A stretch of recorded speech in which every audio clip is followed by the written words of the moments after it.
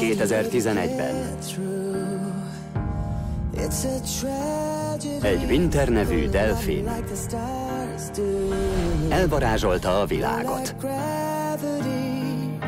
Egy csodálatos teremtmény. A barátom miatt vagyunk itt. Remélem, ti is megszeretitek. Hamarosan. Ha megjön a teherautó, csak egy emberre figyeltek rám. Sawyer, ne mozdulj el mellőlem. Megérkezik hozzá. Megjöttek! Figyelem, mindenki készüljön! Hope. Nagyon kicsi. Rossz állapotban van. Gyorsan vízbe kell tenni.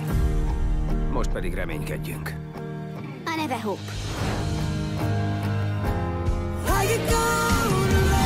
Ez az igaz történet róluk szól. Sandra Bullock Oscar-díjas filmje a Szív bajnokai alkotóitól.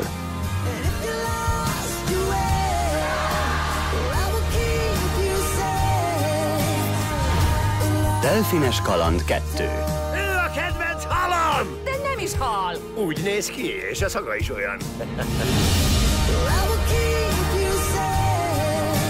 Szeptembertől a mozikban.